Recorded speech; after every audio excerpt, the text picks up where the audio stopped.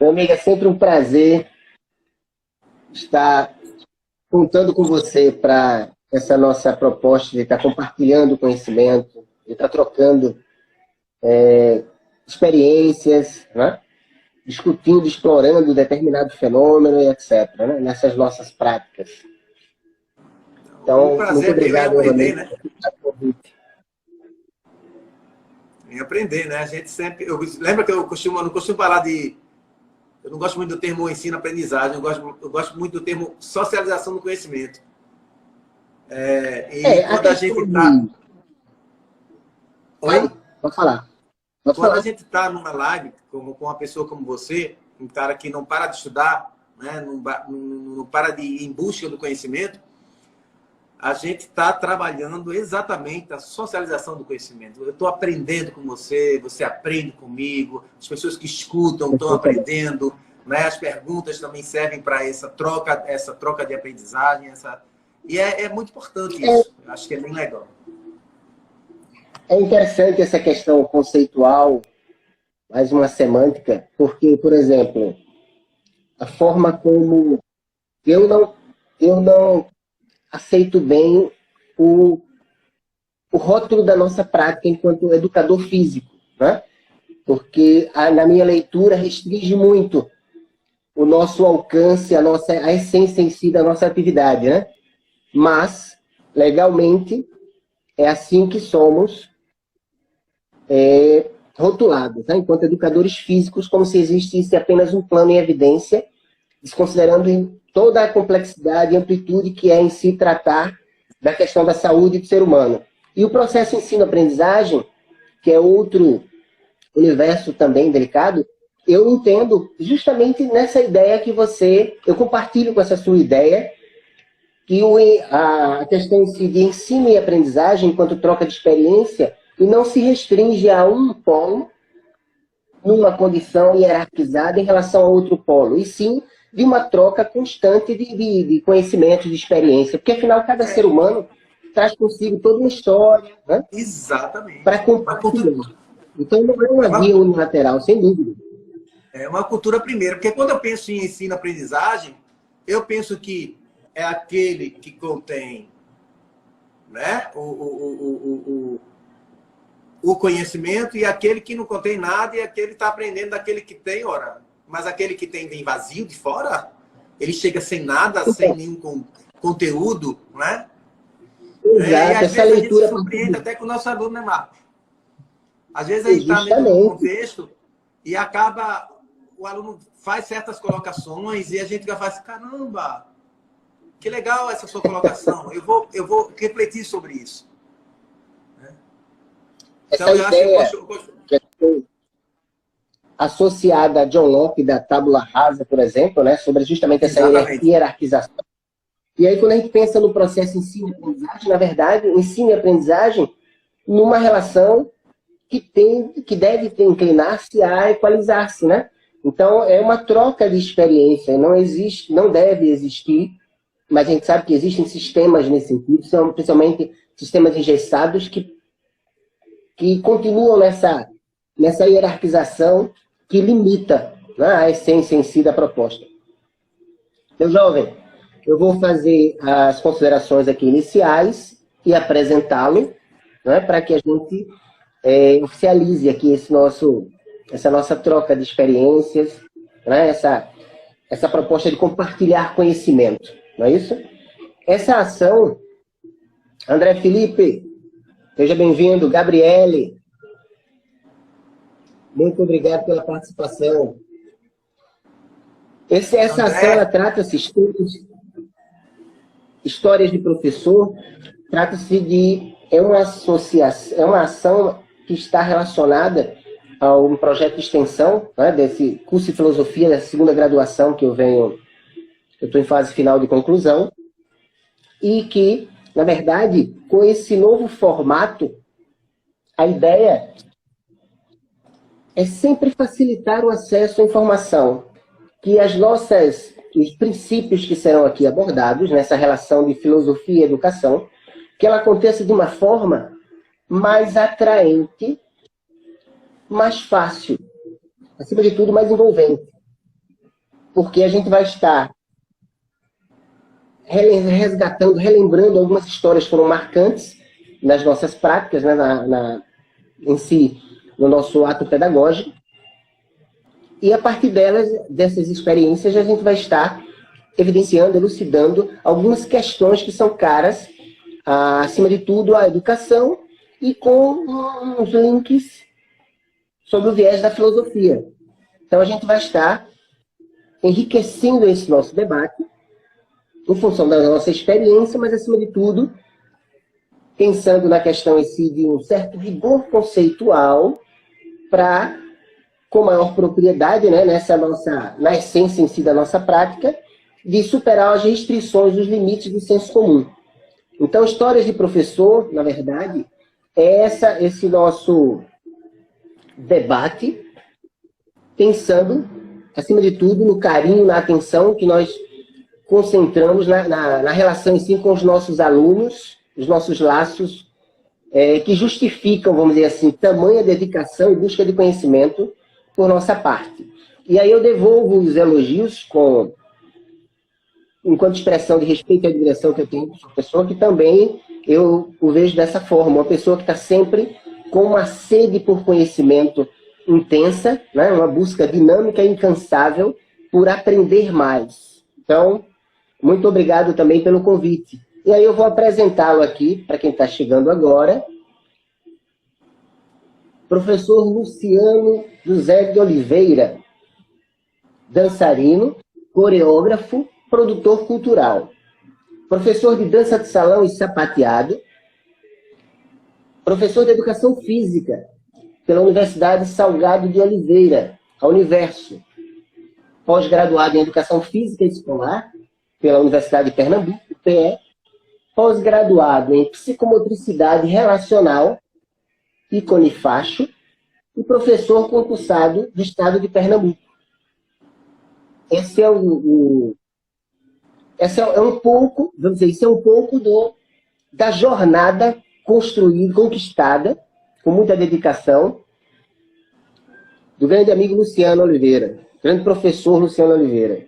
Então, meu amigo, eu passo a palavra para iniciar aqui o nosso debate.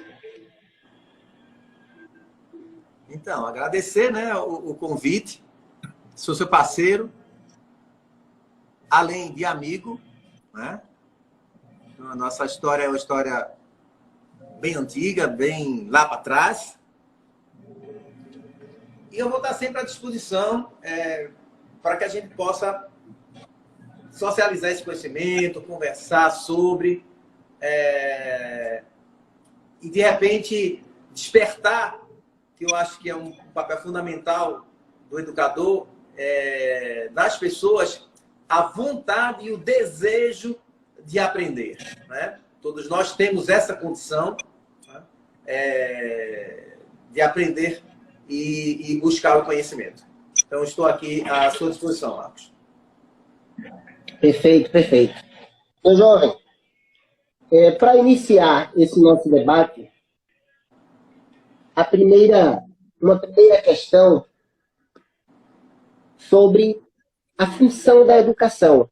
Tem uma máxima que eu tenho me identificado muito, que é do filósofo francês, André Comte-Sponville, que ele diz que uma das questões que assim, me chamaram a atenção na forma como ele vem desenvolvendo desenvolveu suas obras, é pensar melhor para viver melhor.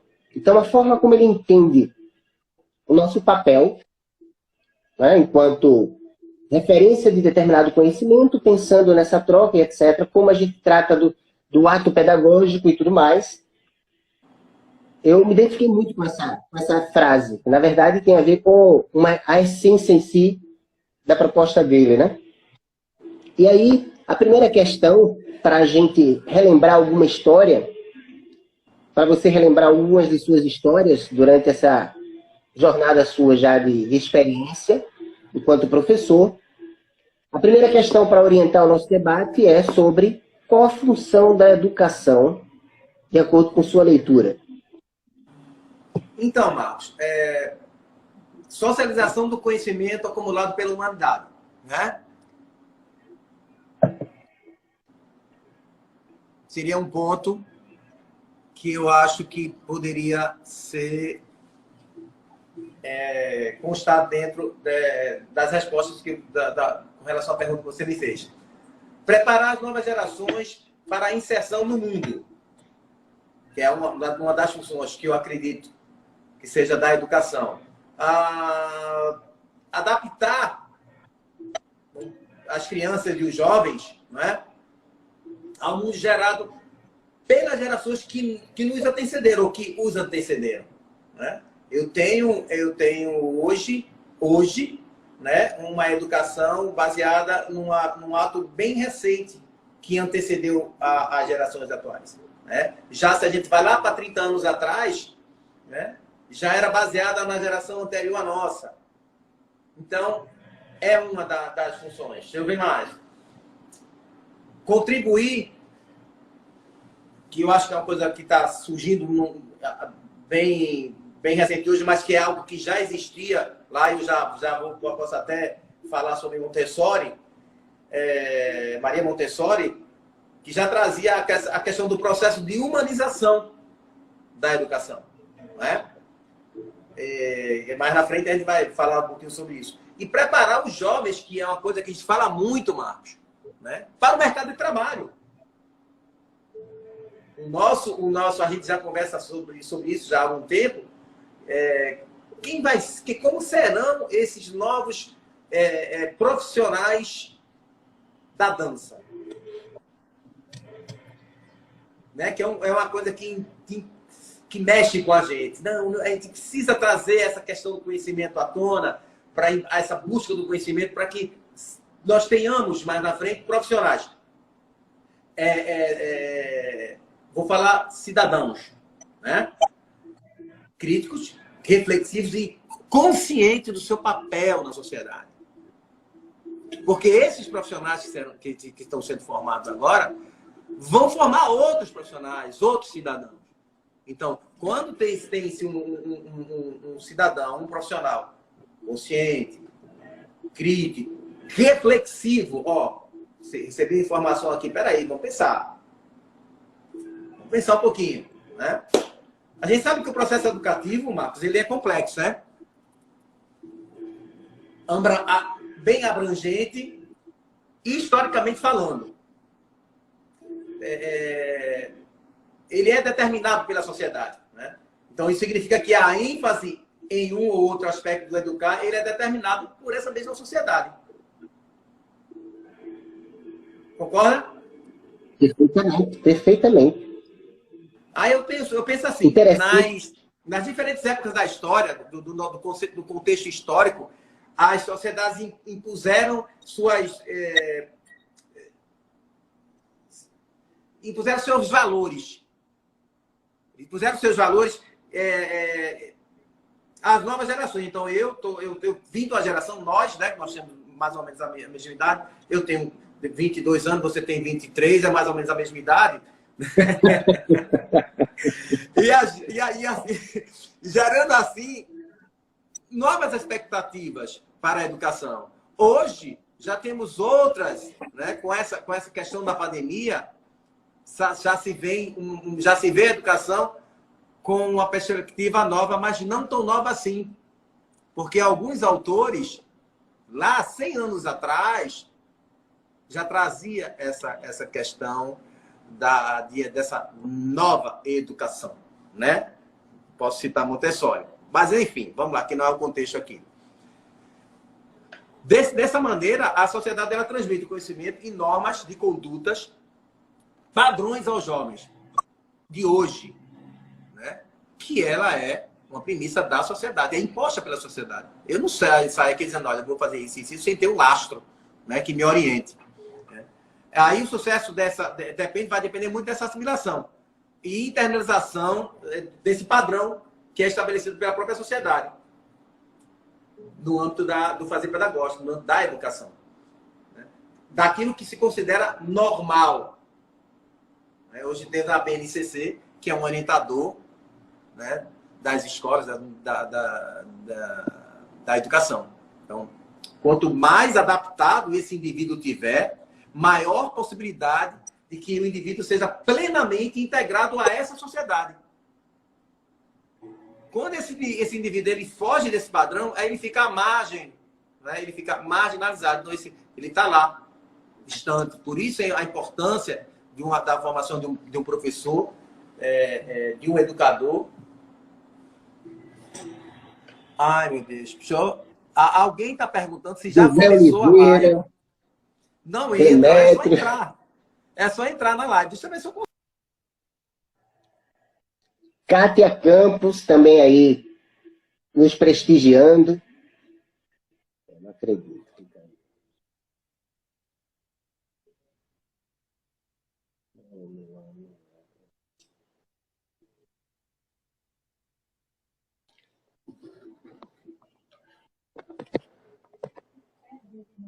Ok? Tá me ouvindo? Estou ouvindo. Pronto. Tudo tranquilo?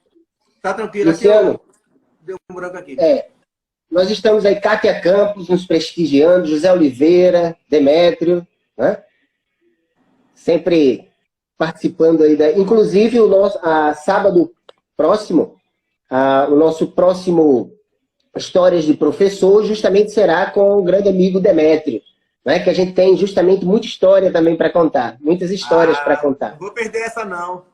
Sim, sem dúvida. Então, veja interessante como você foi muito preciso, acima de tudo, na complexidade de se pensar e tratar de educação, né? E nessa relação de educação e filosofia, quando a gente pensa em nossas maiores referências, pensando em si nas teorias ocidentalistas, né, em relação à filosofia, como a educação, ela sempre esteve muito relacionada, e aí, interessante, uma questão que vai estar batendo justamente numa das grandes debates a respeito do suposto fracasso da educação, numa relação entre a educação, ela tem determinado contexto, como você bem falou, ela está sempre, o dinamismo, acompanhando as especificidades do dinamismo social, especialmente histórico, né? Então, em determinados momentos históricos, os valores atribuídos à educação, a partir da educação, né? Os valores, como se pensar, e aí vem as questões axiológicas da educação, que tipo de homem se quer formar, né? Qual o papel da educação, etc., que a gente vai estar abordando isso durante a nossa discussão. Então, a gente tem uma coisa que eu acho extraordinária, é como, na antiguidade grega clássica, especialmente Platão, um dos grandes ícones que eu tenho me dedicado mais a conhecer um pouco mais das obras dele, como ele pensou o papel da educação naquele período, com tamanhas restrições, né? Considerando que boa parte das suas obras foram perdidas e resgatadas, né, por Aureliano Agostinho, Santo Agostinho e tudo mais. Se não fossem, por exemplo, alguns filósofos árabes, a gente não teria tido nem Aristóteles, perdido totalmente as obras dele e tudo mais. Então veja as dificuldades da região, sem falar que a leitura das obras deles são difíceis, né? Então, as interpretações ao longo do tempo vão, como o telefone sem fio, vão sendo corrompidas, etc, etc.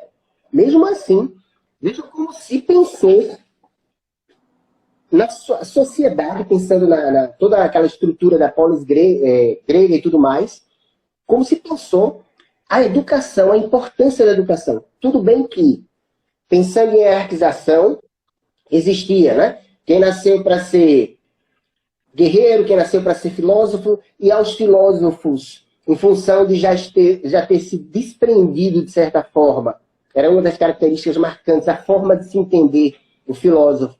ele já liberto das paixões, né, materiais e tudo mais, em melhores condições, seria o sujeito qualificado e com formação específica para orientar as questões da sociedade, né?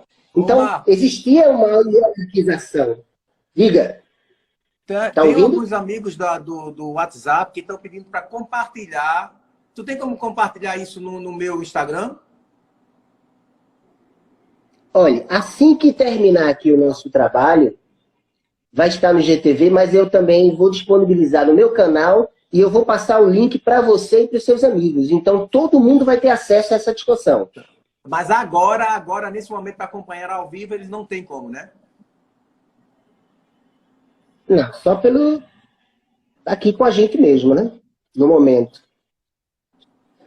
Tá. Eles entram no meu Instagram, eles não tem como ir lá, né? Tem que ir pro teu, né? Exatamente. Exatamente. Deixa eu dar... Então, nessa história, aí a gente tem como... Chegou? Sheila, bem-vinda, Sheila. Viviane. Taine da Cia, professora lá da escola. Viviane Silva.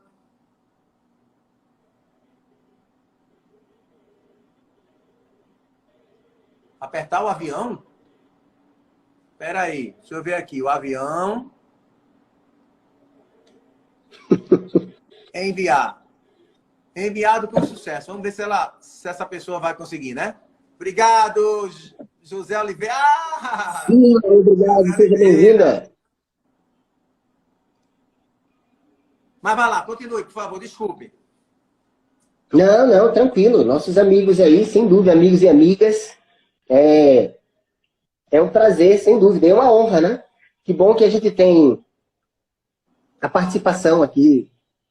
Estão nos prestigiando. Muito obrigado, sem dúvida. Né? Então, voltando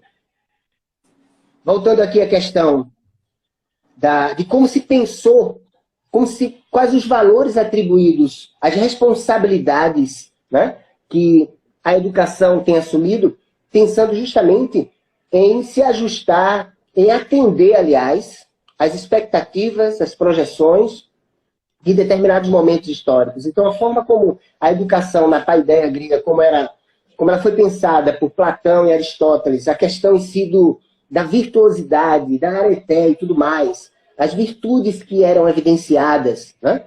Todo o processo político da polis grega e etc. Então, o ato pedagógico na formação, nessa história da hierarquização, né, de que cada um tinha nascido para atuar na sociedade, pensando em todo aquele contexto da cosmologia, né, do justo. O justo é quando você cumpre, pensando numa grande máquina, isso pensando na leitura em si de Aristóteles, em que cada peça ela tem que cumprir com o seu dever, né? Agir com determinada expertise, mas pensando em si nas especificidades para que o todo funcionasse de uma forma harmônica. Então, por isso se justificava determinado conhecimento ou as melhores condições para que cada um funcionasse da melhor forma, pensando no todo, nessa harmonia. Jesus Cristo chega e diz, passa a régua zerado, todo mundo tem as mesmas condições. Então, nessa parte em si do cristianismo, a gente tem essa fase em que o que importa agora não é as condições às quais você foi beneficiado ou prejudicado, e sim o que você é capaz de fazer com o que você recebeu. Então foi uma mudança, um divisor de águas nesse nosso processo educacional. E aí, ao longo da história, todas as outras fases, as demais fases em si, de Idade Média, né, suposta Idade das Trevas e tudo mais, a gente tem contribuições extraordinárias na forma de se pensar ser humano e sociedade. E como você bem falou, nessa complexidade, qual é o nosso papel nesse nosso processo, né? Relembre aí uma história sua enquanto professor que trate desse momento de, poxa, a minha função enquanto professor É aproveitar, como você falou, né? De outras palavras, é aproveitar, potencializar essas experiências, esse leque, essas riquezas que esse sujeito já traz e que às vezes colocam as questões que, epa, eu preciso repensar isso também. Ah, tá. Então, dentro desse de fazer pedagógico na dança, né, eu tive a oportunidade de trabalhar com diversas camadas da sociedade, vamos dizer assim. Então, eu tinha o meu grupo, que eram oriundos de comunidades, né, que eram meus bolsistas. Tinha um grupo que era oriundo já vinham de uma classe um pouquinho mais elevada, né? E que também faziam parte. E essa associação, essa união desses dois mundos tão diferentes que não se conheciam, não é? Trouxe essa questão. Vamos ver se vai agora? Claro, meu amigo. Embora. Claro. Então, esses dois mundos, cada um com as suas histórias, né? De vida, né? Tanto da Zona Sul como o das comunidades, e que essas duas histórias se entrelaçavam na sala de aula. A desconstrução de alguns conceitos de corpo, né? Quando você vai para a dança de salão, você tem aquele corpo dançante, característico do tango, característico do zouk, característico, são corpos dançantes. Aí você traz alunas que vinham da Zona Sul, que vinham do balé, sabe? Com toda aquela postura. E já da periferia, a gente trazia alguns alunos que vinham, na época, me lembro que era do axé, está muito em voga o axé. E eu encontrei um Léo Oliveira, que participou da banda Magníficos, né? Depois que passou pela academia. E que eu passava, tinha um mercadinho lá, passava ele lá dançando axé. Olha a onda, olha a onda, onda, olha a onda. E eu, cara, esse cara dança muito. Aí eu passei, era filho de um amigo meu, ô menino, vem cá, vai lá na minha academia, pô, tô precisando de bolsistas. Aí ele fez, e é de que dança lá? Eu vou. E aí, para pegar esse corpo, né, e trabalhar esse corpo, desconstruir, sem perder esse aprendizado, esse conhecimento adquirido, né? Empiricamente, através de vídeos, da internet, na época não tinha, mas era da televisão, que ele olhava a coreografia e, sabe? Então, ele tinha uma memória coreográfica muito boa. Então, aproveitava essa questão ali e trabalhava esse corpo para desconstruir e reconstruir, né? A partir do olhar da dança de salão. E excelente dançarino, né? Maravilhoso. E dali por diante ele entrou lá na Banda Magnífica, que era o sonho dele. Foi dar aulas em hotéis aqui na Porto de Galinhas. Então, já não conseguia no sapateado, extrema dificuldade com o sapateado, né? E o Júnior, que faleceu, né, que foi para mim a academia com 10 anos de idade, você vê como essa questão do corpo é interessante. O Júnior tinha uma facilidade muito grande para tudo, dança de salão e sapateado. Ele era maravilhoso no sapateado. Eu mostrava uma sequência coreográfica, o menino, pô, os outros instrutores ficavam, danado, ele já pegou. Então ele tinha uma facilidade muito grande com isso, mas não gostava, o lance dele era salsa. Mas mesmo assim ele fazia, né? Então, assim, ter esses instrutores, esses bolsistas que fez a companhia pernambucana de sapateado dança, para mim foi um orgulho. Você sabe que a gente não faz nada sozinho, né? Por mais que você queira, se você não tiver uma equipe que acompanhe teus sonhos, que abrace teus sonhos, você não consegue nada. E essa minha equipe, esses meus instrutores, monitores que fizeram parte da companhia pernambucana de sapateado e dança, foram o que levaram o nome da companhia e foi que desbravou lá, levando o tango lá para os teatros, né? Logo no início dos anos 90, 95, 97, não, 99, né? Onde as pessoas tinham medo de dançar tango, tinham poucas pessoas que dançavam tango aqui em Recife. E eles encararam essa comigo, foram para lá, para o palco, né? No sapateado também, com muita insistência minha, e que não, sapateado não é fácil. Mas foram histórias que ficaram marcadas na minha vida e que eu tenho um carinho enorme por cada um deles. Né? Que se não fossem por eles, a gente não tinha marcado história dentro da cultura pernambucana. Interessante, Luciano, é esse prazer que a gente percebe, né, que você traduz na sua fala aí, justamente nessa relação de, ora, você faz parte da história de vida dessa busca, né, desses sujeitos, ora, esses sujeitos também passam a fazer parte da sua história de vida enquanto pessoa, enquanto profissional, e por isso, em si, né, nessa sua, dependendo da forma como se trabalha, e no seu caso em especial, ambos crescem, né? Porque existe esse entendimento de que a nossa atuação, a nossa intervenção, na verdade, enquanto mediadores, mas nessa relação em si de parceria, de crescimento mútuo. Perfeito.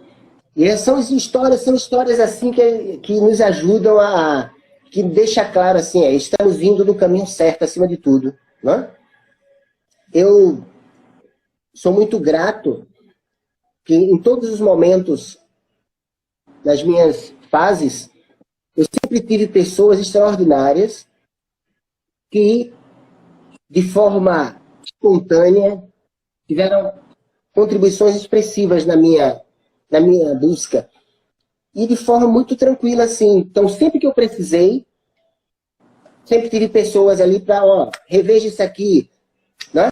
Tome isso, redirecione sua prática, etc. Então,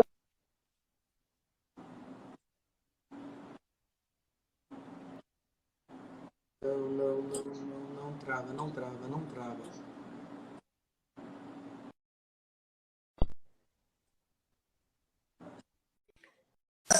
uma cena lá e aí com o nosso amigo grande Luiz Feijão.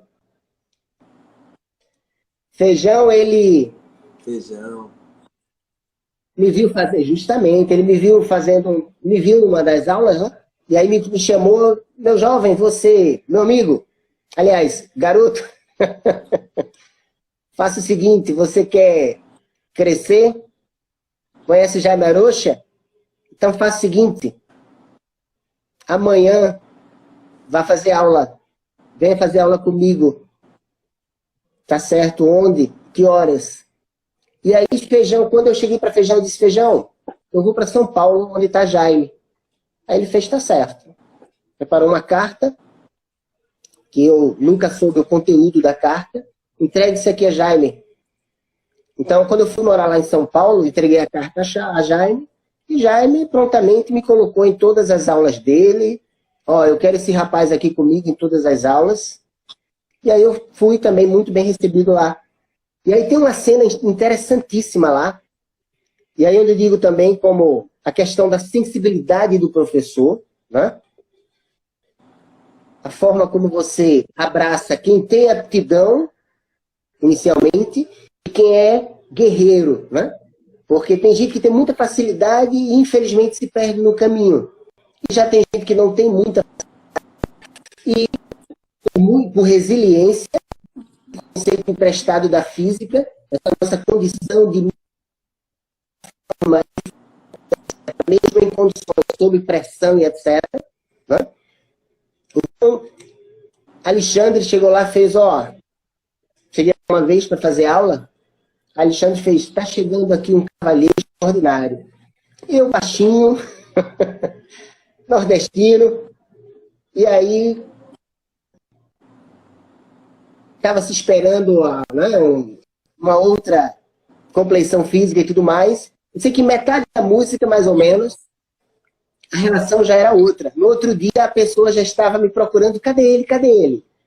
Então, Jaime, quando me recebeu de braços abertos e tudo mais, a partir dessa carta de Feijão, Outra pessoa que também, de forma muito espontânea, me abraçou e tudo que eu precisei para seguir minha jornada, esteve lá também, ó, contribuindo. Então, é esse papel do professor, né, de abrir esse espaço, de provocar, de desafiar, de mexer com a emoção e tudo mais, esse sentido de comunidade que deve fazer parte do ambiente aula. Então, a forma como você interage com seu aluno, pensando em si de que, tudo bem, existe naquele momento um polo em que a propriedade ela supera os limites do senso comum, que predomina no outro polo. Mas é um sujeito que tem toda a sua história, que traz experiências, etc., que precisa ser provocado e que, acima de tudo, pensando na relação, o papel da educação em função de determinado contexto social, dos valores atribuídos à educação, etc.,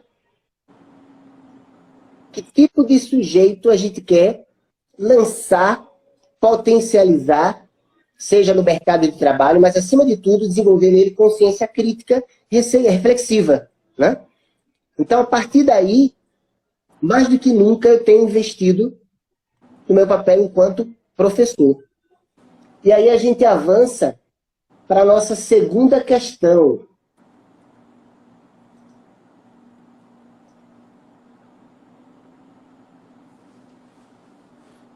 Como é que,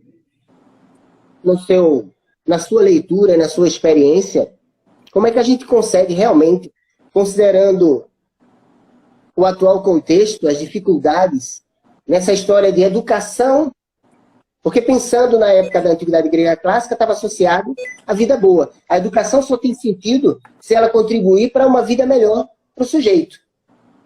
De um modo geral, hoje, a gente tem uma predominância de que a transmissão de conhecimento para lhe lançar no mercado de trabalho e não necessariamente educar. Então, como é que o professor, na sua leitura, nas suas experiências aí, pode realmente contribuir para a mudança de paradigma do aluno? Para que o aluno possa rever alguns conceitos. Por exemplo, Wagner Brasil, seja bem-vindo.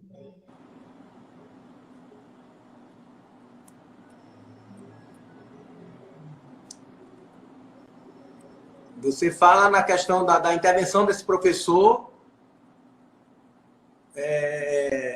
nessa... Está mais fácil ou está mais difícil? Está mais fácil ou mais difícil ajudar o aluno nas nossas intervenções, vamos colocar dessa forma, ajudar o aluno para facilitar o entendimento, a rever conceitos, a mudar a possibilidade, aliás, chegar à possibilidade de mudar de paradigmas, de mudar sua forma de entender sua realidade e intervir de uma forma mais expressiva, crítica e etc. Então, eu penso assim que os professores eles precisam primeiro perceber a real dimensão do trabalho docente, né? De como é que eu estou lá agindo enquanto...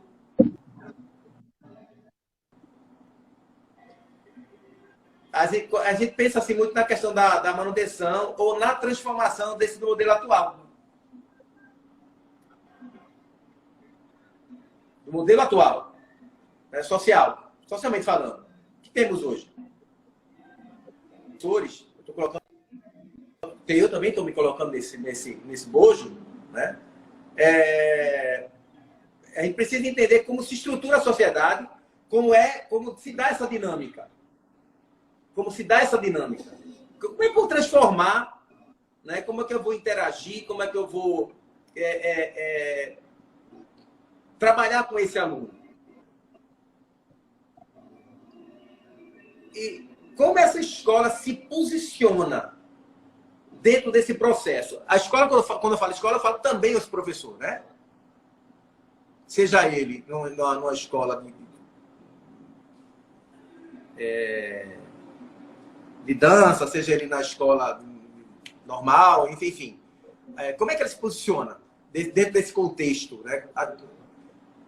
Como é que ele se dá dentro desse processo de trazer as possibilidades, transformar? Porque uma coisa, Marcos, é eu estar reproduzindo o que o meu professor colocou. Tá lá, eu vou ser um reprodutor. Você olha a cópia. A gente estava nesse último evento do Aspedes, eu estava como jurado, e houve um comentário, não vou citar, evidentemente, o nome do dançarino, né? Mas que o Jaime fez. Eu estou vendo fulano dançando. Eu estou vendo dançarino. Não é ele. Ele está reproduzindo fulano de tal. Entendeu? Então, é preciso que a gente entenda que o processo de educação é de transformar, é de colocar para fora. Eu não quero, não quero uma pessoa que dance ou dê aula, ou seja, um professor igualzinho, não. Ele é ele, eu sou eu. A socialização desse conhecimento se dá a partir desse contexto. Então, ele vai ter a sua propriedade. Uma vez nós conversamos sobre isso. Não, eu sou Marcos Canuto. O meu fazer pedagógico é o meu fazer pedagógico. Agora, devo muito aos grandes mestres que passaram na minha vida. Você lembra dessa conversa? Claro. Então, eu penso nessa questão isso leva o aluno a uma reflexão bem interessante, né? Somos reprodutores, que é um questionamento, ou somos transformadores? Porque se eu for um mero reprodutor, eu não mudo nada. Mas se eu for um transformador, eu mudo muita coisa. Eu vou passar de uma situação de professor, aluno, mas de um formador, de um transformador, de um impulsionador, não é? Então, aquele conhecimento absorvido, ele vai gerar uma inquietação, e essa inquietação vai gerar uma pesquisa, e ele vai começar a buscar, que é o que está acontecendo com você, comigo, e com os demais, e com alguns outros, não é? Tá, com Demetrio, pessoas que eu conheço mais de perto, que está em busca do conhecimento. Então, ele não se limitou àquilo que ele aprendeu. Ele aprendeu, foi importante para a sua formação enquanto profissional, mas ele quer mais. Então, aquele professor mexeu com ele, transformou, ele trouxe à tona o profissional que ele é hoje, que você é hoje. Então, o mais importante, Marcos, é lembrar que o professor ele deve desenvolver uma prática pedagógica, tendo como posso dizer assim, deixa eu achar um termo, centralidade, não apenas os conteúdos, mas o desenvolvimento do aluno como sujeito histórico. Né? Hoje, eu não consigo ver você como alguém que fez aula com fulano. Eu consigo olhar para você e olho o Marcos que desenvolveu seu próprio processo de socialização do conhecimento. Então, basta lembrar das obras que você já produziu. Estou lendo o livro, velho. Eu recomendo. Obrigado, Raimundo. Corra atrás. Agora lê com paciência, viu? Lê com tranquilidade, porque você tem que ler, dar lá. Não é fácil. Não é fácil, mas assim, é enriquecedor, né? Então, assim, a gente pensa nesse processo do sujeito histórico, crítico e reflexivo, que eu já tinha mencionado anteriormente. E nessa perspectiva, o professor, ele tem potencial, ele vai... Esse professor, ele é um articulador de uma nova geração, de uma nova sociedade, entendeu? Que a gente não vai pensar em que... Eu não quero que o cara reproduza, eu quero que ele pense. Pensa, cara, pensa. Uma vez eu coloquei assim, chamei o Júnior, né, que é o finado Júnior, a Vanessa, que é a mãe da minha filha, que na época estava comigo, lá na academia. Mas quem, meu Deus? Mais outro que eu não lembro agora. Quem foi o Júnior? E Alexandre. Vamos trabalhar a coreografia. Montem uma coreografia. Menino, foi um desespero. Júnior ficou, não, mas não sei. Calma, respire. Você está aqui comigo há 4 anos. Calma. Vão para casa, a música é essa. Pegue os compassos, divida os compassos. Eu trabalho muito em cima do ostinato rítmico, né? nas minhas concepções. Então, me traga o que vocês produzirem. E aí a gente vai trabalhar isso. Ou seja, eu trouxe a eles o pensar. Não é? Em vez de chegar e dar pronto, tudo pronto. Então, vamos agora, a coreografia é essa, assim, assim, essa. Então, eles não faziam parte do processo quando se pensava assim.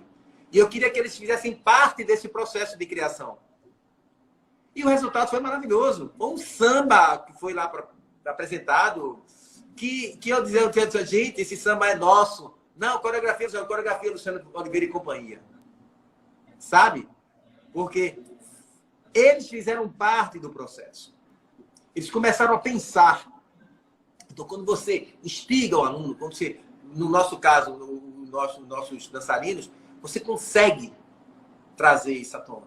Né? Ele começa a pensar, a refletir. Peraí, andando, compasso com o outro tempo, não posso pegar em quatro. Ah, tem um silêncio aqui, esse silêncio eu posso levar lá em cima. Oh!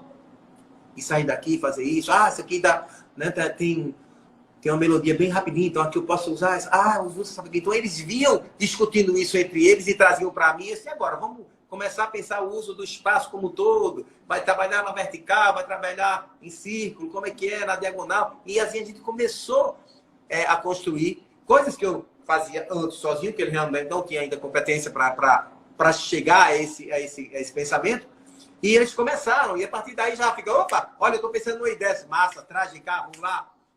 Então, a contribuição dele foi significativa para essa construção desse ser pensante, né? desse futuro, né, profissional. E o exemplo, né? Eu costumo dizer que a gente educa pelo exemplo. Então, eu levava muito para a apresentação lá no Universo. Eu ia dançar, bora montar uma coreografia, a gente passar no Universo. Ele me viu dançar lá. Ele veio, tu tá fazendo? E aí, que mais legal aqui é, gente, façam, busquem uma formação acadêmica, mas não tem nada de dança, mas faça a educação física, trabalhe o corpo, você vai entender muita coisa, vai facilitar esse teu conhecimento, esse teu fazer pedagógico dentro da sala de aula, né? Então, isso trouxe, muitos deles já são formados, Alexandre já dá aula no Estado também, professor de educação física, Nandinho, então vários outros profissionais que, a partir do exemplo, passaram a buscar o conhecimento acadêmico, né? Na verdade, você está bem falando aí a respeito de que a sua prática, na verdade, reflete você, o que você assume como princípios, a forma como você trata, né, seu próximo, seu semelhante, etc. E, especialmente, a sua busca por contribuir pela ampliação do alcance da sua atividade. Porque modelos engessados, subentende-se que a forma como eu trato, como eu entendo a minha prática, é nessa que, infelizmente, se inclina à reprodução, né, que aquele sujeito está certo ou errado em função do grau de aproximação da sua performance. Então, aquela questão de repetir passos, porque uma das maiores expressões da nossa prática tem a ver com repetições sucessivas em volume, intensidade, etc. No entanto, a gente está tratando com o ser humano. E, como você, nos seus exemplos aí, uma preocupação sua, uma leitura sua muito, muito clara, na sua proposta, é justamente respeitar identidade. Que esse sujeito, nessas práticas corporais, no caso especial da dança de salão, que esse sujeito se reconheça capaz, que esse sujeito interaja, que se descubra, melhoria do autoconceito físico e etc., mas que ele reconheça identidade. Eu sou, a partir desse conteúdo, dessa intervenção do professor Luciano, eu tenho minhas riquezas, eu tenho minha história própria, etc., e como eu entendo a dança está sendo ampliado pela intervenção do Luciano, e o que é que eu vou fazer, qual a contribuição, né, dessa intervenção do Luciano para a minha vida, acima de tudo. A forma como ele passa a entender a dança, por isso, que é determinante e é de grande necessidade, exigência, aliás, de grande atenção na forma como, por exemplo, Luciano apresenta o que é tratar da dança com a dança de salão para esse sujeito, que pode motivá-lo, inspirá-lo, desafiá-lo de forma que permita, né, maiores projeções, ou, no entanto, que esse sujeito entenda que a dança é a prática funcional que se resume a repetir passos e, eu estou dançando bem ou não, se eu estou quase que reproduzindo, eu serei uma cópia, talvez fiel ou não, de Luciano Oliveira. Então, a forma como o Luciano tem tratado ao longo aí das suas práticas tem permitido que esses sujeitos continuem inspirados e, acima de tudo, que sintam o prazer de estar compartilhando. O que eu cresci enquanto pessoa e profissional a partir dessa minha formação com o Luciano, o prazer que ele terá em dar maiores sentido e significado é justamente do prazer de compartilhar, de passar isso à frente. Isso é extraordinário e altamente difícil, né? Aí volta a questão em si da... Diga? Eu ainda penso assim, por meio do conhecimento, que o professor ele é um mediador.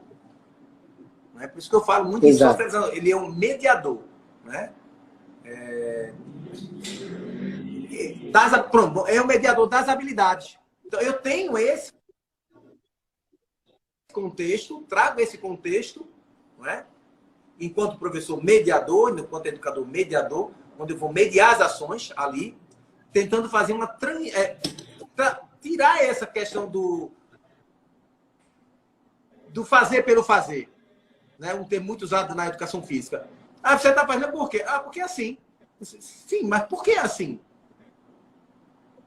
Não, porque eu aprendi assim. Eu tenho, por exemplo, eu tive a Vanessa, né? Eu estou citando o nome dela porque não tem muito problema. Estava lá na aula de tango e desceu lá do prédio um argentino.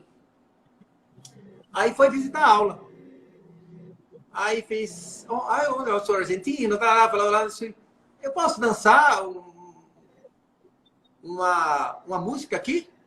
Eu olhei para eles, pode. Vem cá, Vanessa.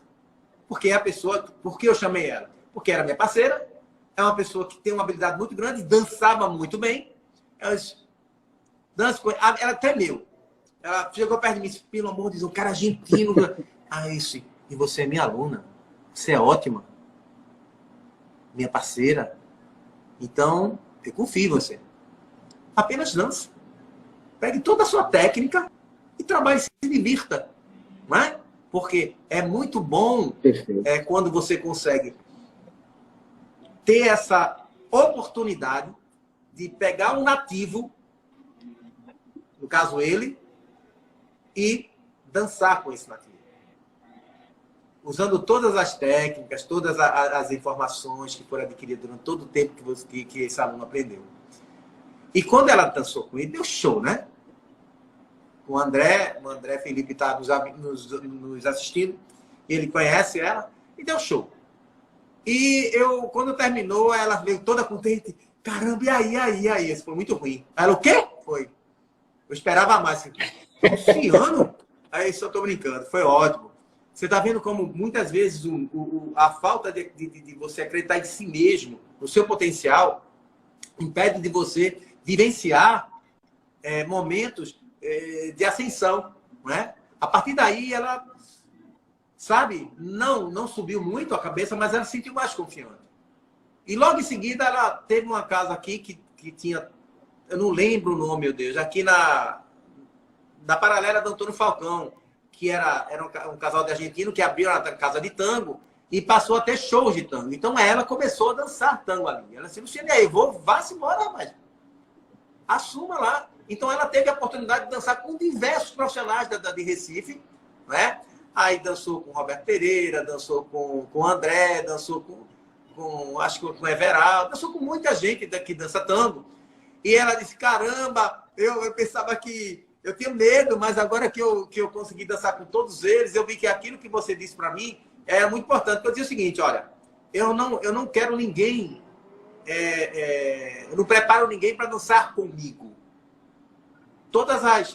Os fundamentos que são trabalhados aqui na nossa aula, que era aula só para instrutores, ele prepara vocês para dançar com qualquer um profissional.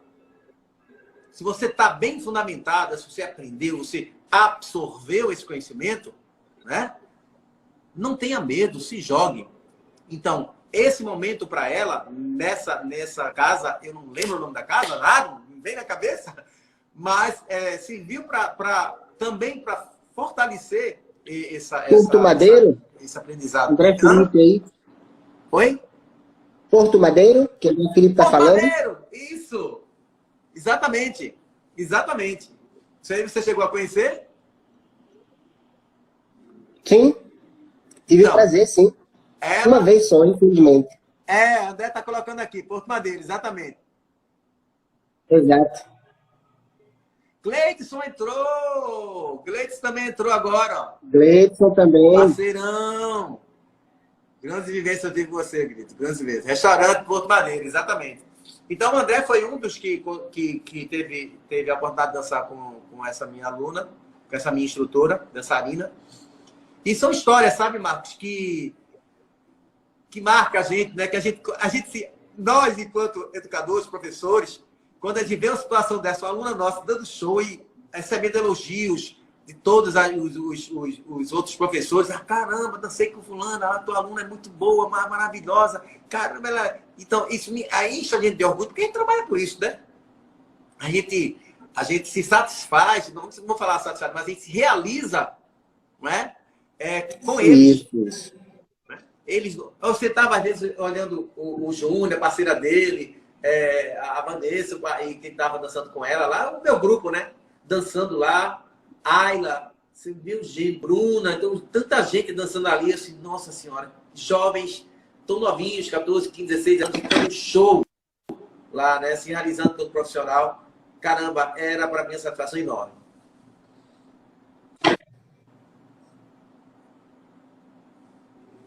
Perfeito. E interessante, Luciano, nessa nossa jornada aí, essa função que você destacou de contribuir em si para a aprendizagem, entendendo a aprendizagem enquanto conquista de autonomia, né?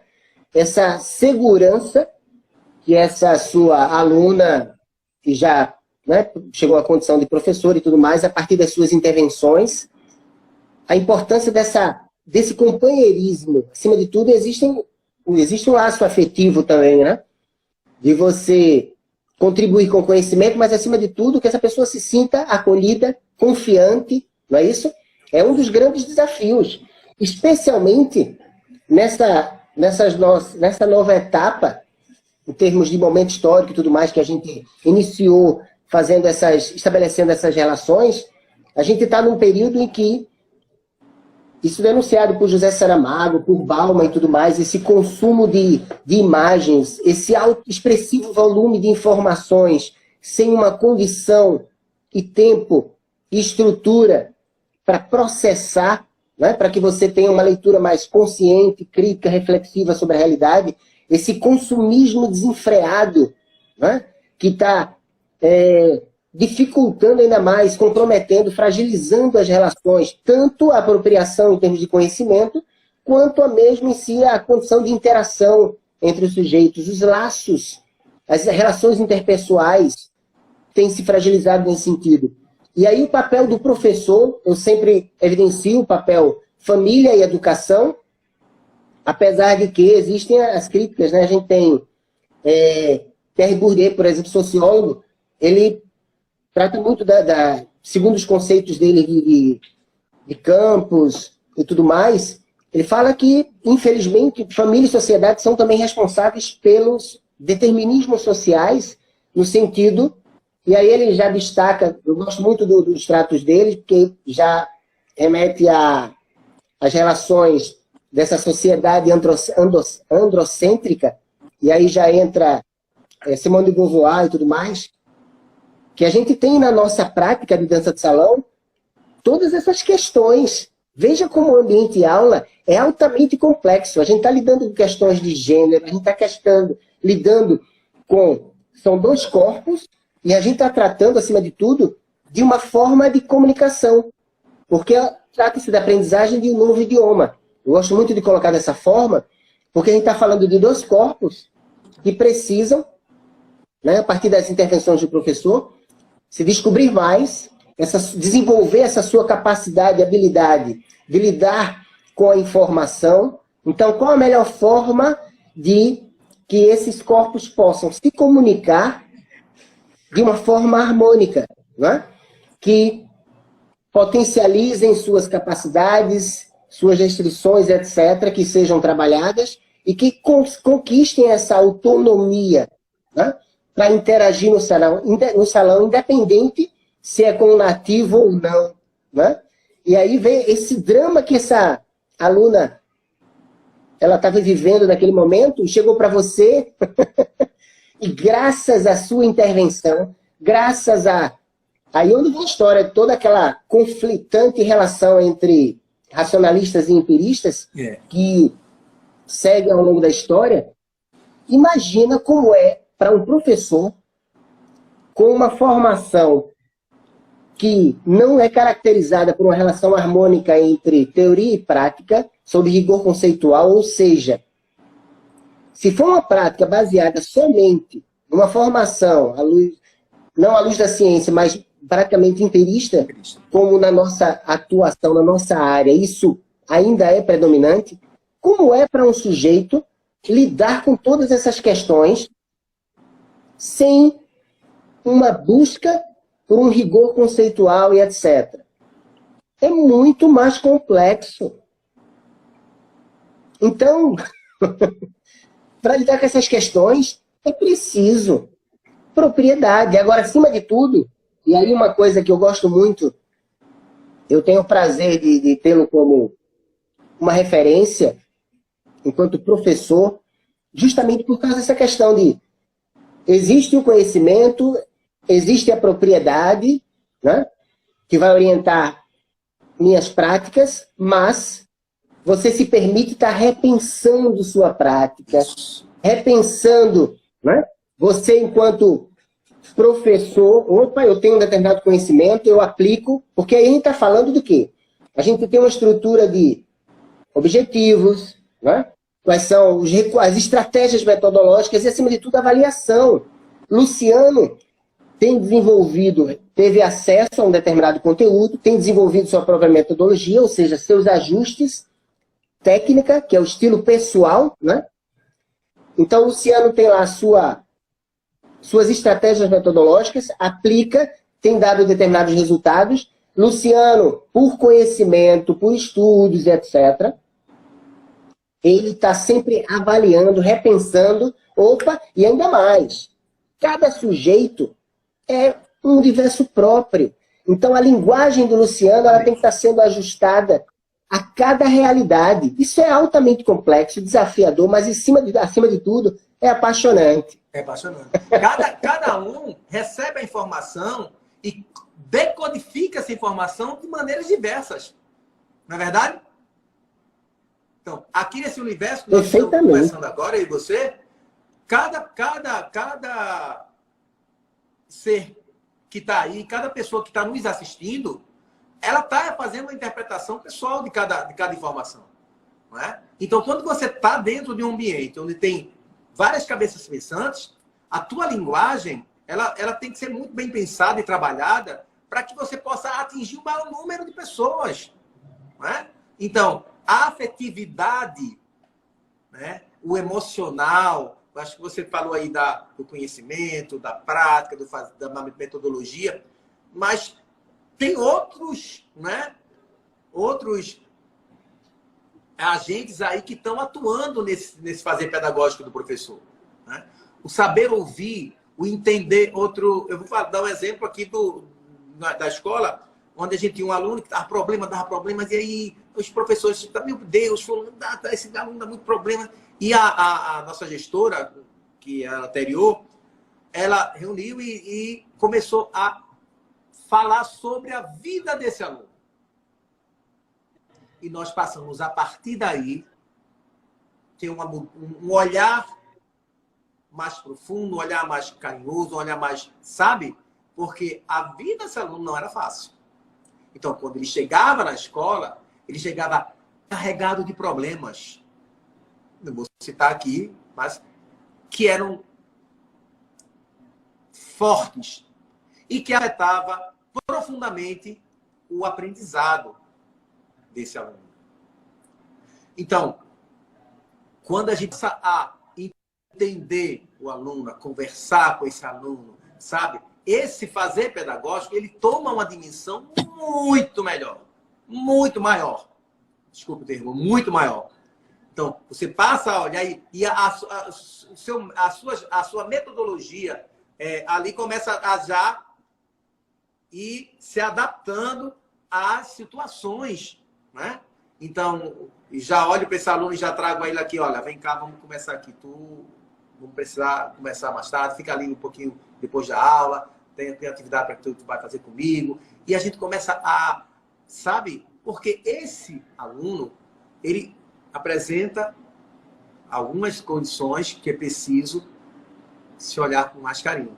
Na dança salão é a mesma coisa. Quando você trabalha com alunos, eu acho que citei numa live anterior, que uma aluna saiu de várias academias e não gostou da recepção de quem estava lá, enfim. E quando chegou lá, meus instrutores eram orientados, eles foram recebidos por dois instrutores, Fernando e Alexandre.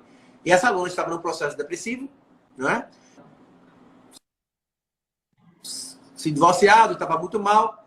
E quando ela chegou lá na nossa academia, ela foi recepcionada por esses dois alunos meus, esses dois instrutores. E ela foi tão bem recepcionada que ela chorou, se emocionou, né? E eu posso citar o nome dela, porque é Socorro, que é prima de Marco Nanini, que ela me permitiu isso, né? Na época, ela disse, olha, eu quero fazer um livro, escrever um livro, isso faz parte da nossa história. Então, você veja como o emocional, né? Ele está muito presente numa relação professor-aluno. Né? Como essa questão da afetividade, no caso citado anteriormente da Vanessa, né?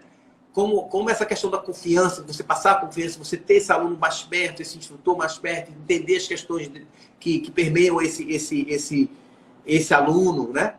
É muito importante para o professor. Então, não adianta você ser ótimo aliar, o cara tem conhecimento maravilhoso, o cara ele tem uma metodologia maravilhosa, mas ele não é gente, ele não tem sentimentos, ele não tem essa troca, sabe? Então, por isso que eu sempre falo em socialização. Você não olha para o outro, né? Com esse olhar diferenciado, de entender o outro, entender o momento do outro, né? Porque às vezes não está no momento dele está ruim, está mal da cabeça, está com uma série de problemas, e que naquele momento não está disponível para a absorção do conhecimento, para o aprendizado.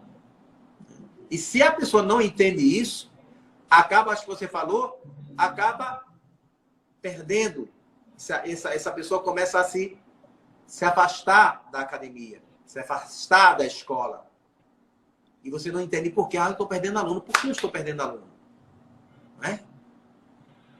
Então, conclua.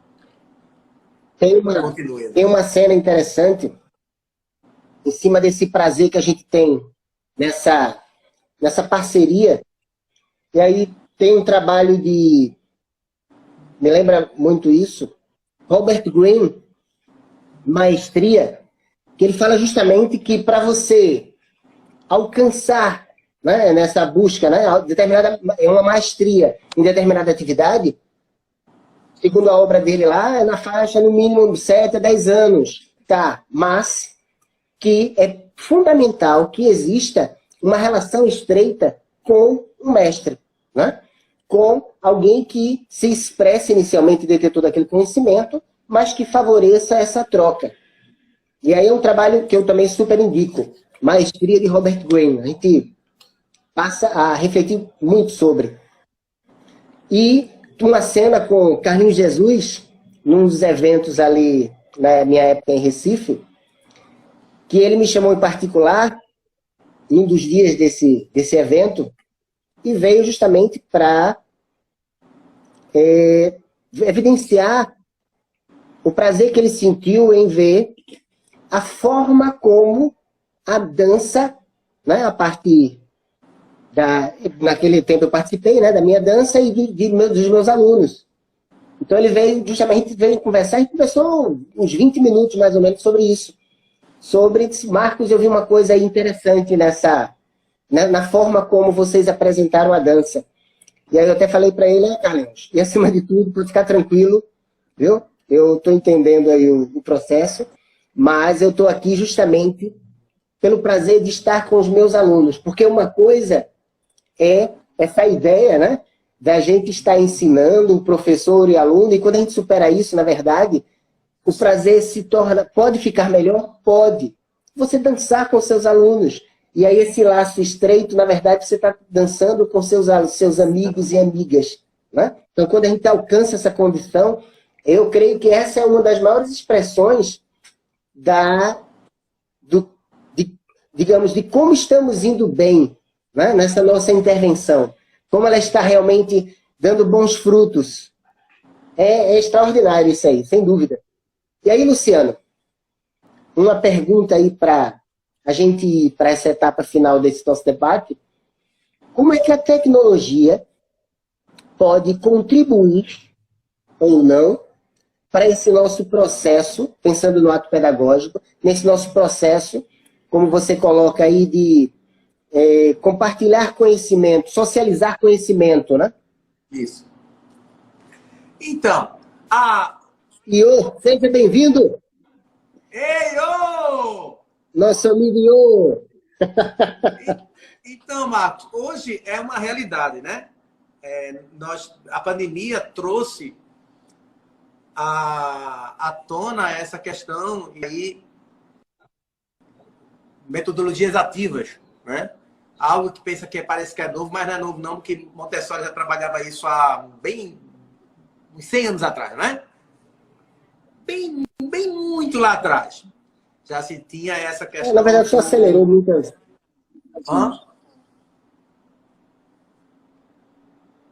Do aluno como tem estreitado mais laços, tem acelerado o processo. Mas é isso mesmo, está certíssimo. Eu não entendi, desculpa. Continue. Eu não entendi. Não, como você bem falou aí, que desde Montessori já tem esse trato, e aí, na verdade, com essa pandemia, canais se estreitaram, permitiram, né, que laços se estreitassem mais, que a comunicação fosse ainda mais facilitada, acelerou processos, na verdade, né? Acelerou o processo. Um processo que já tinha sido acelerado há muito tempo atrás, né? Mas existe uma negação com relação a alguns educadores, né? Porque Montessori não é reconhecida porque ela não fez nenhuma teoria, né? Montessori fez um método, né? Bom, mas enfim, esse é um assunto mais para a área de pedagogia. Mas, assim, a tecnologia chegou hoje como uma grande aliada, né? Na educação, chegou e não vai sair mais. Não sai mais, Marcos. Então, os professores precisam se adaptar a essa realidade, os alunos precisam se adaptar a essa realidade, né? Algo que era restrito apenas às classes mais altas, dos grandes colégios particulares, hoje é uma realidade nas escolas públicas. Com todas as dificuldades que os alunos têm de acessar a internet, de ter um telefone que possa acessar, um computador em casa, não é? É uma realidade. Mesmo que voltem às aulas, a tecnologia vai continuar fazendo parte como ensino híbrido, né? Então, tem essa questão do medo de... Aí agora, eu como professor em sala de aula, eu vou perder aluno para os professores que estão trabalhando nesse... Mas não. Porque o contato com o outro, a socialização é muito importante. E faz parte do contexto da dança salão. Não é realidade, é uma realidade presente na dança salão. Né? Então as pessoas precisam se comunicar. Já a pandemia está trazendo isso à tona. Né? Então, mas o professor não vai deixar de usar essa tecnologia a seu favor. Né? Então, vai ser um a mais, um plus nas suas aulas. Entendeu? Eu penso que eu não tenho nenhum receio dessa questão da relação da tecnologia enquanto recurso positivo e efetivo hoje. Eu acho que veio para ficar, eu acho que é salutar, é importante. Por exemplo, hoje nós estamos usando esse recurso para socializar o conhecimento, não é verdade? Compartilhar esse conhecimento. Então é um recurso muito importante e que a gente tem que perder o medo, né? Acho que muita gente tem que estar com medo de usar. Com medo? Não, que medo? O que nós estamos fazendo aqui é algo muito importante. E que, claro, a gente vai melhorar em algumas coisas, né? Vai tentar ver que não cai a rede, vai que a gente tenha uma maior abrangência de pessoas participantes, que as pessoas interajam mais, perguntem, sabe? Coloquem também as experiências dentro desse contexto que a gente está falando. Mas eu acho que é uma realidade que veio para ficar, viu, Marcos?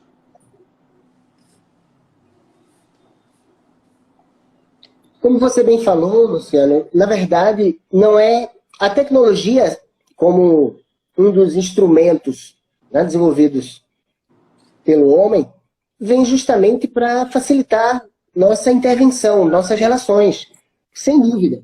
No entanto, e aí eu lembro da narrativa mitológica de Ícaro em relação a...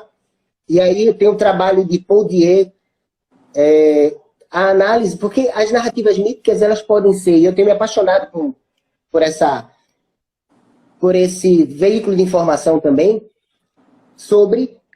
no trabalho de Paul Dier, quando ele fala quando ele trata do simbolismo da mitologia, ele faz, na verdade, uma leitura da psique humana e não como dos arquétipos de Carl Jung, né? Do aluno de Freud, etc. Então, quando ele vai tratar disso, por exemplo, na questão em si de Ícaro, quando ele recebe do seu pai as asas de cera, então ali tem as asas enquanto símbolo de liberdade, exato. Né, de projeção. No entanto, ela também pode ser, se for... Aí vem a questão de luz e sombra, né? Não se aproxima do sol e nem voe muito baixo da Terra, porque aí a gente está falando de dois extremos, em termos de luz, de conhecimento e tudo mais, e também do risco de corromper-se, de se render aos desejos terrestres, etc.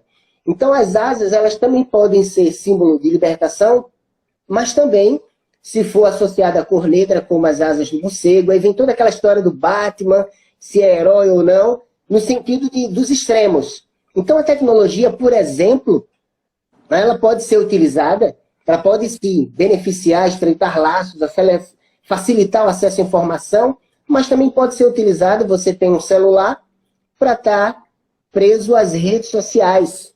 Tem até um trabalho extraordinário que está de acesso à Netflix, o dilema das redes sociais, e existem inúmeras denúncias nesse sentido.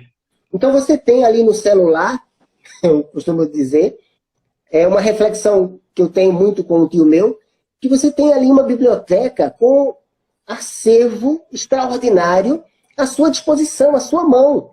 E, no entanto, muitos jovens utilizam apenas para quê? Né? Consumo de imagens, filtros e etc. Quer dizer, até a dificuldade de você mostrar-se, essa história do processo de aprendizagem em termos de identidade, as pessoas estão mostrando uma imagem que muitas vezes é distante de quem realmente você é. As relações estão mais fragilizadas. Então você tem o lado negro da força, sem dúvida. Então cabe, nessa relação de pais e professores,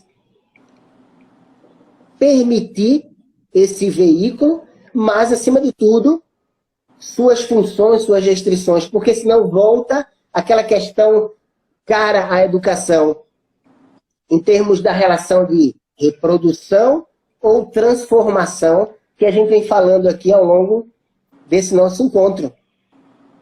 Perfeito. Perfeito. Extraordinária essa reflexão, sem dúvida.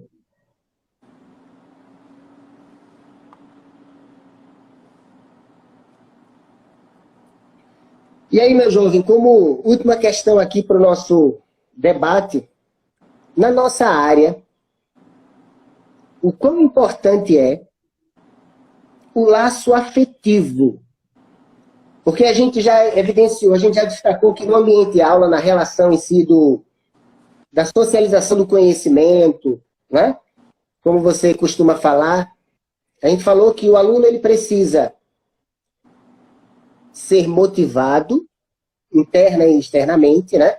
Que a motivação, ela oriente, porque sem motivação a gente não sai do lugar, mas ele precisa ser estressado, porque ele precisa ser desafiado numa condição proporcional, porque afinal, senão ele não sai da zona de conforto, não é isso? Ele precisa ser bem recebido, porque o sentido de comunidade orienta nossas relações, né? Dá volume e intensidade às nossas relações, e acima de tudo ele precisa confiar no professor, né? Como você já deu alguns exemplos nisso. E aí, como é essa questão de professor e aluno, ou só professor? Quais são aí, de repente, alguma experiência que você tenha tido sobre o quão benéfico ou prejudicial é isso?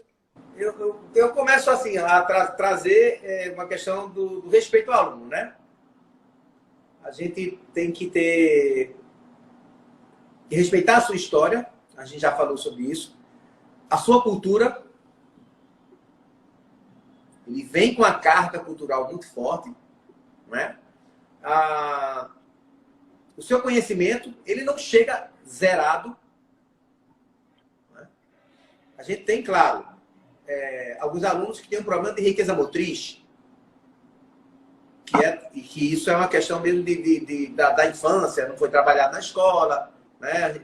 Nós, enquanto professores de educação física, a gente sabe disso, né? Quanto mais atividade na infância essa criança tiver, diversificada, melhor será seu acervo motor. Essa criança vai se tornar um adulto, vamos dizer assim, completo. Então, um aluno que faz natação, que faz dança, que faz judô, né? que joga futsal, futebol. Então, esse aluno ele vai criar um acervo motor que vai favorecer a sua vida mais lá na frente. Então, a gente sempre pensa no depois. Todos que chegam em escola, eu vou na escola de dança, ou até na escola normal mesmo, eles trazem consigo a sua própria história, né? Experiência de vidas, que muitas vezes a gente precisa levar em conta. Concorda? Muitas vezes a gente precisa pegar essa história de vida desse aluno e levar em conta antes de fazer qualquer julgamento de valor. Então, eu, enquanto professor, preciso estabelecer esse contato, né? Mais profundo e não ser superficial. E o laço de confiança, você falou agora em confiança, ele se dá a partir da afetividade. Você colocou uma coisa bem interessante. O dançar com o meu grupo. Eles diam isso, eles pedem isso. Eles se sentem super valorizados porque o professor está ali dançando com ele. Então, você já quebra essa questão de professor-aluno. Né? Você traz uma condição de parceria. Estamos juntos, gente. Vamos arrebentar, vamos lá, vamos dançar, vamos se divertir, sabe? E a avaliação desse contexto, depois de que se passou, eu costumava sempre filmar as apresentações e depois sentava com eles e conversava. Eu me lembro de uma coreografia que eu fiz de salsa. Fernando, era louco para entrar no Limão com Mel, na banda, e vivia dando pirueta. Porque a gente tinha lá a Heloísa Duque, que dava aula de jazz pra gente, né? E ele era doido, mas na coreografia de salsa não tinha pirueta. Aí ele dançava lá nos ensaios, aí dava pirueta. Eu disse, Fernando, não tem pirueta. Aí não tem pirueta. Mas Luciano, não tem pirueta. Não, a coreografia não tem pirueta. Tá bom, quem tá dançando? Baldanato foi pro palco. Chega no palco, dá no momento que tem um shining lá, ele, pô, dá a pirueta. E eu lá de cima, olhando, eu assim, miséria, danado, não era pra dar pirueta. Né? Aí, na avaliação do trabalho apresentado, aí eu disse, gente, a gente fez um acordo, né? Existe uma coreografia onde tem que se respeitar a criatividade de quem fez, no caso eu. Então, não tem, Fernando, não, a gente vai para a televisão na semana que vem, não tem, se você colocar, você não dança mais. Aí ele fez, mas Luciano, não dança, o Shine, você destoou de todo mundo, foi lindo o seu giro, mas deixa para uma coreografia, eu vou fazer um samba, você vai botar esse giro, duplo, só para você deixar de ser danado. Então, então, veja, são situações que a gente depois fica rindo, mas era preciso aquilo ali para ele assistir o vídeo, ver que realmente ele estou, realmente nada a ver, né, professor? Você está vendo você? Não fez mais, amado. Então, assim, eu queria... A afetividade no campo educativo, ele é vista como um vínculo, né? Você falou, né, eu estou usando sempre essa sua fala de você dançar com os alunos, né? É um laço que vai unir professor e aluno, que rompe, como você me falou, essa barreira, né? Não, o professor, não, vou dançar com vocês. Né? Me lembro que na quarta mostra do Teatro Santa Isabel, eu produzia, coreografava, né? E era iluminação, era o cara, você sabe, o produtor faz tudo, né? Eu estava lá virado e as equipes, os 4 convidados que eu estou, segundo em cada canto do país, se reuniram e disseram, Luciano, a gente quer que você dance, sapateie. A gente, pelo amor de Deus, eu não vou ter cabeça para sapatear. Eu acho que isso tem que estar, sabe? Não, você vai ter que sapatear, pelo menos uma música, você tem que sapatear. É isso, minha Nossa Senhora. Aí, como foi ao vivo, até a minha maestrina, né, que era Zenilde Maria, disse, sapateia uma música ao vivo, o pessoal vai gostar. Eu disse, meu Deus do céu, lá vai eu, tá me preocupando agora também com coreografia. Mas, olha, o resultado não podia ter sido melhor, Marcos. Porque a emoção que eles tiveram de me ver lá com eles, sapateando, né? Os músicos lá tocando, e quando eu terminei, os músicos levantaram, e bateram baqueta com o baterista, todo mundo bateu. Eu me senti, assim, muito feliz, mas você sabe que, por mais experiência que a gente tenha, quando a gente pisa o palco, o friozinho da barriga sobe, não tem como, né? Seja no teatro, que eu já fiz teatro e cinema, mas, assim, toda vez que eu vou pro palco, eu gelo. Eu fico, opa, meu Deus do céu, Deus, me ajude aí, que dê tudo certo. Então, por mais treino que faça, a gente tem que ser um friozinho da barriga. Então, eu acho muito importante essa questão do afeto, do mediador, o professor enquanto mediador, e não naquela figura, eu estou lá em cima, meus alunos estão lá embaixo, ou meus instrutores estão lá embaixo, somos aqui, ó, né? E eles são o centro, não eu. Eu sou apenas um mediador. E outra, Luciano, como você, já é a segunda vez que você falou, por um lado, da sua aluna, e agora você falou também do seu lado. E aí eu lembrei de Spinoza, quando ele fala da potência de vida, de viver. Quando ele fala, até Clóvis de Barros, quando ele fala tesão pela vida, assim como Nietzsche e outras expressões, expoentes da filosofia e sociologia. Tem dia que a gente não começa o dia bem, ou e especialmente durante o dia, a gente oscila muito. Então, independente da expressão da modalidade, seja dança de salão ou qualquer outro veículo de interação humana, em que o ato pedagógico ele veicule essas relações, acima de tudo, a gente está falando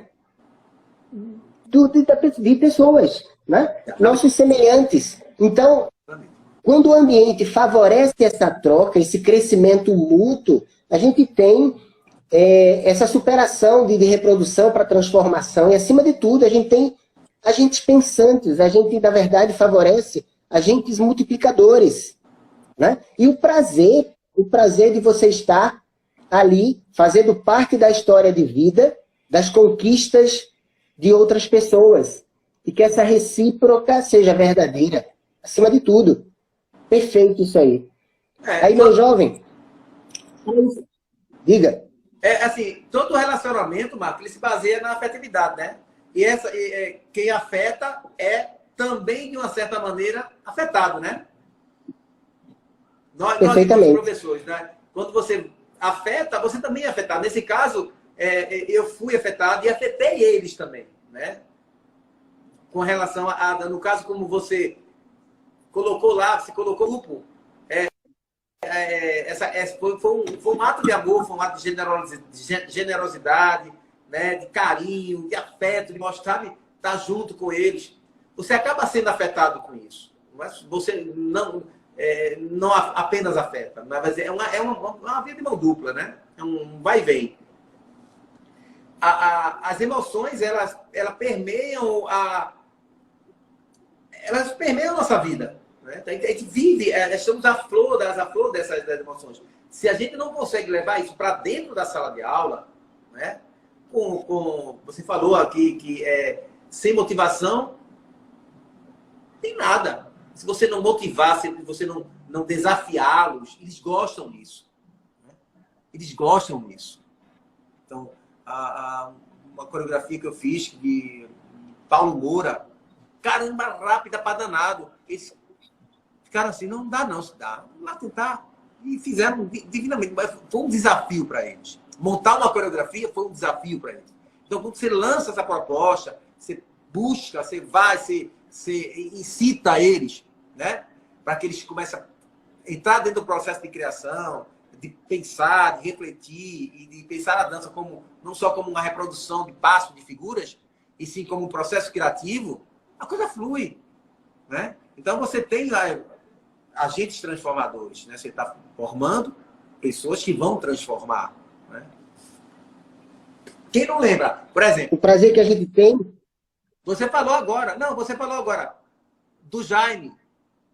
São lembranças que você fica, digamos, de professores que isso está dentro do processo emocional, afetivo. Né? Quem não lembra de uma professora que era carinhosa, um professor que era carinhoso, atencioso com você, paciente. Mas também a gente lembra daquele professor que era linha dura. Tudo está dentro do processo. Não é verdade? Com certeza, com certeza. E outra, de um modo geral, a gente aprende muitas vezes mais pela dor, pelos desafios, né? Essa questão de lidar com o novo, de superar o medo e etc. Né? Na verdade, como nas relações, porque a gente está falando da educação, que ela pode ser analisada por vários contextos, vários canais, né? Seja pela sociologia, pela filosofia, psicologia, etc. E aí a gente tem inúmeros exemplos nas nossas práticas de professores que foram divisores de águas. As intervenções desses profissionais, sem dúvida. Né? Aquele meio durão, demais, exigente, etc. Mas que, na verdade, era a forma dele dizer, ó, tá na hora de você rever isso aqui. Repense isso aqui. Não é? E como foi positivo isso aí? Ó, a gente tem aí também Jason, nosso amigo Jason França, participando aí também. Jailson França. Obrigado, grande amigo. É um profissional extraordinário. Então, Luciano, do meu lado, nós já evidenciamos, elucidamos, destacamos alguns princípios da nossa ideia de tratar de educação, sobre viés especialmente da filosofia, mas, acima de tudo, contar um pouco da nossa, a partir de algumas histórias, da nossa prática, do prazer que a gente tem em compartilhar conhecimento, de trocar, e, acima de tudo, crescer juntos. Isso aí que é espetacular, né? E aí eu agradeço a todos e todas a participação, né? Que bom que puderam estar aqui nos prestigiando, e especialmente ao meu grande amigo, a quem eu tenho grandes respeito e admiração, Luciano Oliveira, né? Amigo de longa data, apesar dos nossos 22 e 23 anos. É verdade. E aí, meu amigo, eu passo a você aí que encerre aí esse nosso encontro, mais um grande encontro, o qual eu sou muito grato. E aí, as últimas palavras, meu jovem. Então, eu quero